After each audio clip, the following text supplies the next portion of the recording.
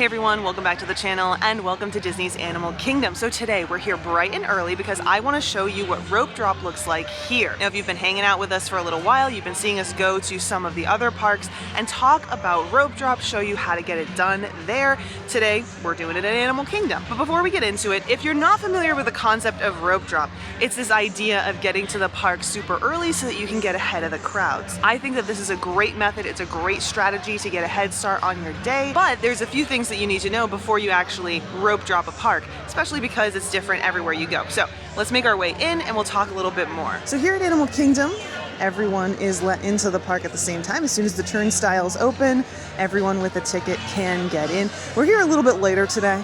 That's why we have some lines. Also, it's that time of year, but we're gonna come over here, get in line, and then once we get in, I'll show you where everyone is broken up.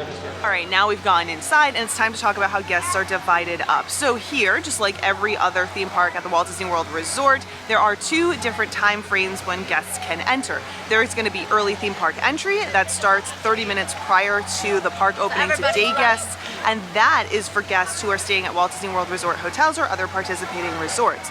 Then there's going to be the standard line. That's for everyone else who is visiting. So early theme park entry here at Animal Kingdom is going to be on the left, and the entrance for day guests is going to be on the right. Let me show you what that means. So as you enter the park, you're going to come to this, and there are two directions that you can go.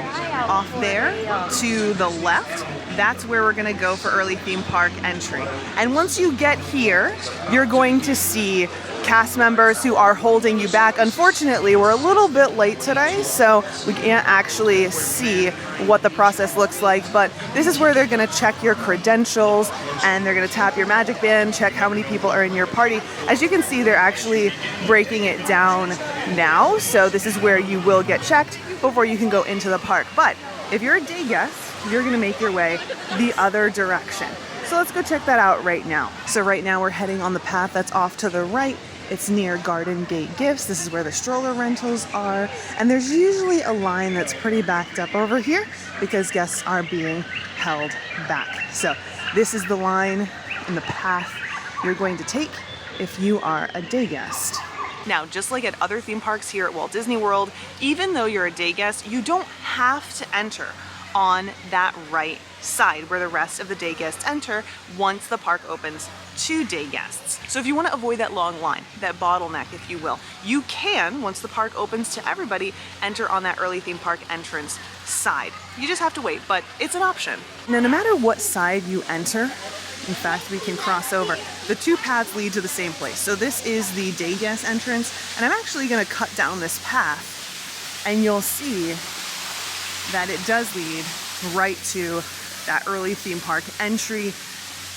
So both paths lead to the same place at the end of the day. This path will be blocked off until the park opens to day guests. So this isn't a shortcut or anything, but I do want to show you that all roads lead to the Tree of Life here.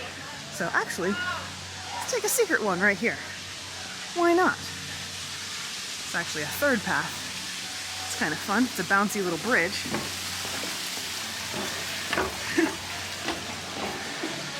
Then once we come out, we'll actually be at where both sides merge.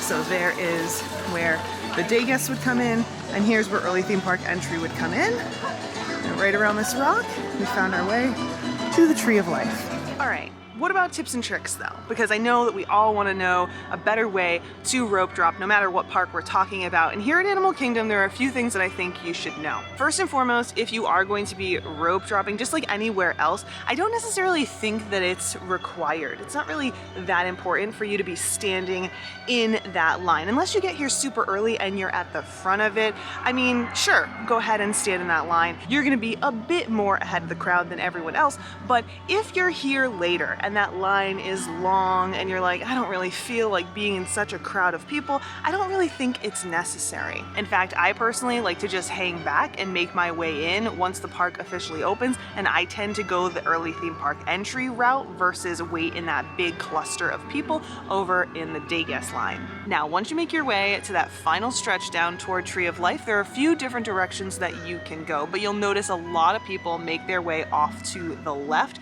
and that's because they're headed toward Flight of Passage. Flight of Passage is the go-to rope drop attraction here at this park, but I would recommend that you don't rope drop it. I know that might be some controversial advice, but I think that if you head the opposite direction, you can knock out a few attractions like Dinosaur and Everest without having any wait at all, and then come back to Flight of Passage later in the day when it's starting to get hot, because even though it's a longer line, most of it is indoors, so it's a perfect time to just refresh, you know?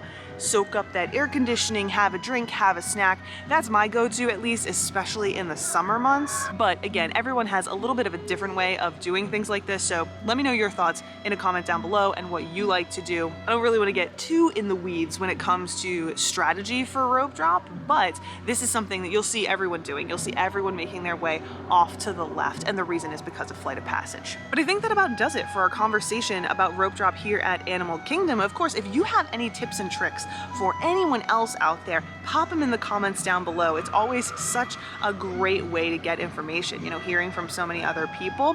So if there's anything that took you by surprise the first time you rope dropped, or anything that you do that you suggest other people do, maybe with kids or with someone who has mobility issues, tell us about it in a comment. Also, while you're down there, you know the drill, thumbs up, subscribe if you haven't already. We are talking about all 4 parks and how to rope drop those, so make sure that you don't miss that if this is something that you're interested in, and we're always doing something, and we'd love if you would join us. Until then, have a wonderful day, and we look forward to seeing you next time. Bye.